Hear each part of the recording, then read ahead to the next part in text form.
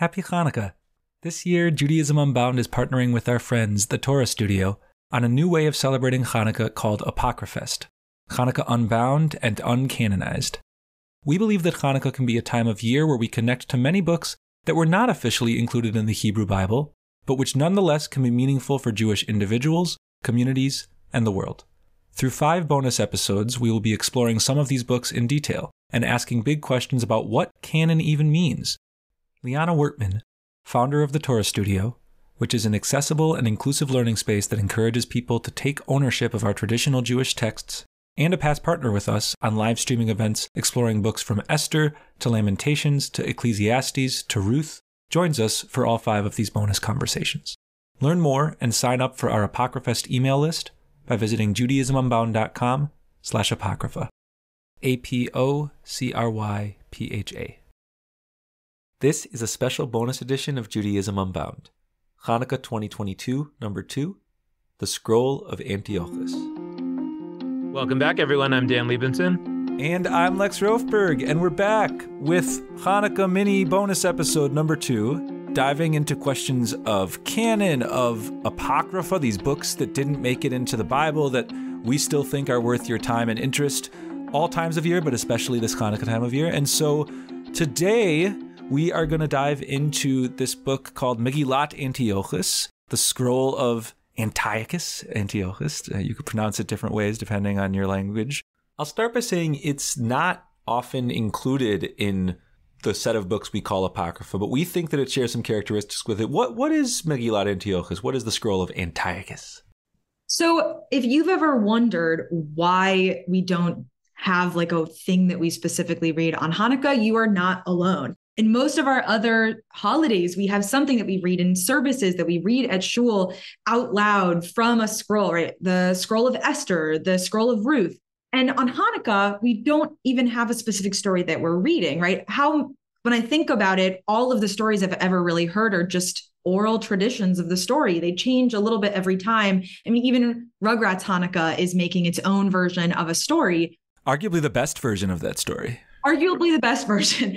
But the rabbis were also confused by this, that there was nothing to go to synagogue for the entire 8 days of Hanukkah. And so around the 2nd century, we have a book that comes out, the Scroll of Antiochus, also called lots of other names that have different words for Hanukkah instead of Antiochus. And it was written originally in Aramaic, we believe in the 2nd century. And it tells the rabbinic preferred story of Hanukkah. It's much shorter than other versions of the books written about the time of the Maccabees, and involves really crazy scenes of Yochanan Maccabee, the older brother who apparently Judah Maccabee is not as important in this version, killing people in the middle of the temple. We have a giant one singular battle between the Greeks and the Israelites, which also involves elephants and someone dying in elephant poop. It's truly a chaotic and beautiful story. And it's not that long, so I highly recommend folks spend some time this Hanukkah reading it.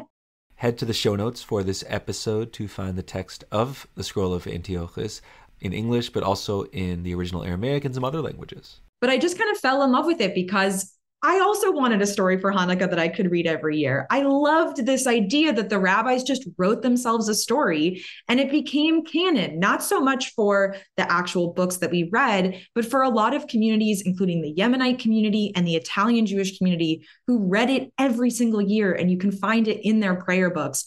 We've kind of lost it over the last 100 or so years, but I've been wanting an opportunity to kind of bring it back into some excitement and power maybe in our time of Hanukkah. Yeah, it's a really cool book. I candidly had not heard of it and had not read it at all until you, Liana, brought it up. And I dove in and I was like, this is my jam. And it's my jam for a few. First, I don't know that I would say I really extra like this book. But it's fascinating to me. And it's fascinating for a few reasons. One is exactly what you laid out about how we have official scrolls for other holidays.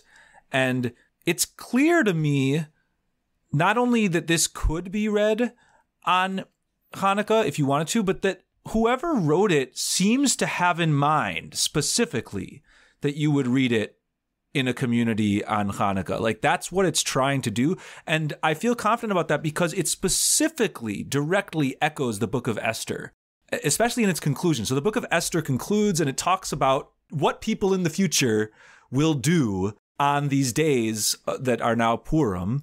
And this book too, Megillat Antiochus, it ends by saying like, and there was joy and gladness, and which, by the way, that phrase joy and gladness is direct from the book of Esther. Like, that's a clear hyperlink. It's hard for me to imagine that's on accident that phrasing is used here. And it's so parallel. Like, to get a little into the content, you've got Antiochus, who is parallel to the king in Esther, Achashverosh. You've got two kings. But then the main villain in both stories is actually not the king. It's the sidekick of the king. So in Esther, that's Haman.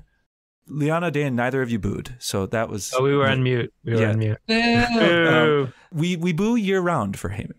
And here too, the main villains, there's two of them. There's Nicanor, who is the first right-hand man. We actually know about him from some spots in the Talmud. It seems that this is not the only book that celebrates victories we've had against Nicanor. But then there's this guy, Bagras. I don't know how to pronounce it. Bagras. He's the other number two guy. And so we have this genre where, like, we seem to have more of a problem with sidekicks of kings than the main kings. Anyway, I thought that those parallels were really important to note because these folks had some chutzpah. Like, whoever wrote this book, you mentioned, Liana, it was written later than than all these other books that we do read on certain holidays. But they were saying, you know what? We're going to fill in a gap. We don't have a book that we read on this holiday. The book of Maccabees, maybe that could have been the book we read on Hanukkah. It didn't get canonized. It's not centralized. So we're going to write a bite-sized version, very short. We want people to read it. And they failed. They've succeeded for some communities. And that's part of what we're psyched to amplify. But they didn't succeed Jewish society-wide. And I'm like bummed about that. Yeah, so this whole thing with like the new number two that comes up, it's like the various Darths, Darth Maul, and then Count Dooku takes over for him, and then eventually Darth Vader, there's like the number two. But I actually think that in this book, Megillat Antiochus is also kind of, I picked up on this like bumbling nature of him, like Achashverosh, and it did feel very similar. There actually felt like a number of other greatest hits that came up for me. I mean, Liana, you may be more of an expert there. There's one where in the book of Judges, there's this story with a guy that like smuggles Ehud, the judge, and he smuggles a sword in and kills the Moabite king with it. And it felt like there was this thing where Judah Maccabee has this like secret sword that he's dressed up as a priest, and he comes in and he kills. Not Judah, it's Yochanan. It is? Yeah, it's a different, that's important. This, Liana mentioned it. It's like a different brother of the Maccabees seems to be the main one. I missed that part. The oldest brother, Yochanan, is actually the high priest. Like, he's the Kohen, the Kohen in the story.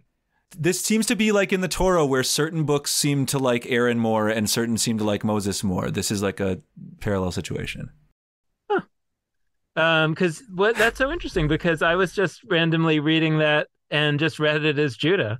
Just seemed obvious that it would be Judah. That's so interesting. I mean, just in terms of how you read a book and how you think you're reading something and you understand it. That's awesome. So yeah, so there's that scene that's kind of ripped off from the book of Judges. And one of the things that really struck me in the scroll of Antiochus, Megillat Antiochus, was there's a story, right? And I remember learning it in school about the oil that lasted for 8 days. And I think in the Talmud, it basically says they found a vial of pure oil or something like that. And that's all it says. But in the Megillat Antiochus, it says that they found a vial of oil that was only 1 day's worth that was sealed since the time of Samuel the prophet. And that was so significant because the time of Samuel the prophet, we're talking before King David. And so we're talking really mythic times. I mean, the story of Hanukkah is taking place in approximately the year 150 BCE or so. And the story of Samuel the prophet would have been something like the year 1050 BCE, something along those lines. And so they're basically saying that they found a vial of oil that was like 900 years old, and it was still pure and untouched. I mean, that struck me as now we're really in the realm of fantasy. I mean, this is jump the shark. It's not believable. And there was an element of that where it's like, and that is the point. The story moves from history to complete implausibility and therefore enters the realm of myth. And there's something that felt very intentional about that. I think one of the things I love about this is you can really tell the intention of what the rabbis were trying to do, and that they really wanted to create a story that was going to be not just a reason to come to synagogue and to be in community, but also fun, right? Like a good story. But I think the most important thing about reading this, and especially comparing it to the book of Maccabees, the two more more traditionally recognized versions of this story, is that they're also trying to really set the story of the Maccabees into rabbinic Judaism and back into alignment with their connection to the temple. So one of the things that you see in the book of Maccabees is that the Maccabees make a whole stand about how it is better to break Shabbat than to die on Shabbat. And that is pretty wild for the rabbis who are really trying to get people to fall in line with law, especially now that there isn't a temple. And in this book, instead, they're super focused on that the one thing that they mess with is that Yochanan was willing to kill people in the temple, right? So they're more willing to mess with the sanctity of the temple through Yochanan than they are with regular daily personal practices of Judaism like Shabbat.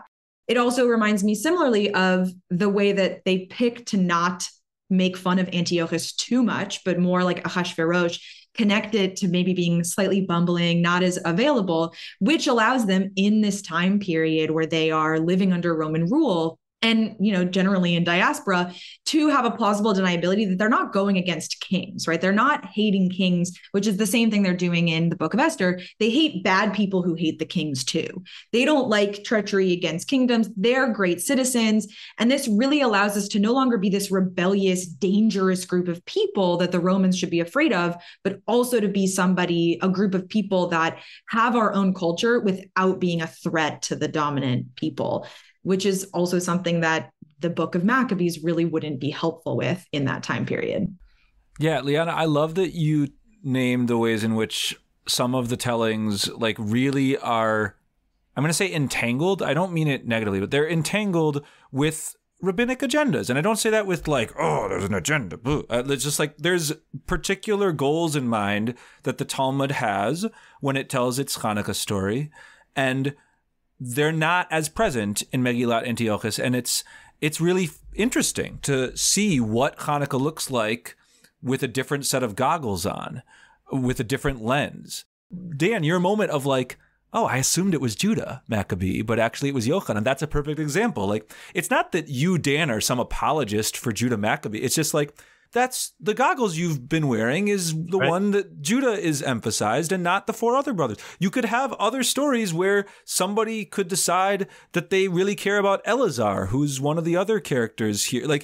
There isn't a really interesting part where all five of the brothers are connected to different characters in the Torah. The author is yes, Judah is the character Judah, who's a son of Jacob, like a lion, which that's a reference to a Genesis text. And this one's tied to this one.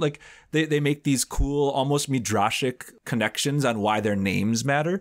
And by the way, that's what we want people to be doing. We want people to be translating old books to fit their own contemporary ideas and agendas. That's what we do all the time. I'm not saying this from a cynical place, but I think it gets at how at every stage, we have choices we make about the books we use, how we translate them, how we use them. And looking at this book, which is very fresh to us, which is very unfamiliar to us, it allows us to have a different kind of perspective. One more thing about Judah Maccabee, right, and our focus on him as the obvious hero of this story is that is also, right, its own newer version of that story. That in the last few hundred years, as we looked back into our canon for Jewish heroes that we could focus on, I think a lot of that happened in the modern state of Israel, where we were looking for people to rely on, be those are our heroes. We picked Judah Maccabee, and he has maybe because of that become the hero in our story that we don't tell with books these days. We tell with our voices and we share out loud to each other. I bring that up because the whole purpose of Apocrypha was, what do we focus on, right? What stories are communities focusing on in different times and in different places that maybe are outside of the canon? And in even modern times, we've chosen who heroes are in our stories, which means we can still choose different heroes in our stories. And the Apocrypha give us space to, at least even if we don't use those apocryphas, see how people in the past have used storytelling to change how we understand the heroes in our story. That is such a good note to end on. So we're going to close out this episode. And by the way, re-emphasizing that you can find the full text of Megillat Antiochus in our show notes for this episode on our Judaism Unbound website. So definitely go there, check it out, because this will be more legible if you take a look at the story yourself, and more fun. But last thing, if you have any questions, thoughts, comments, books you think need to be canonized urgently for the Jewish people, please be in touch with us. You can email us. Any of our modes of contact are welcome. And with that, this has been Judaism Unbound.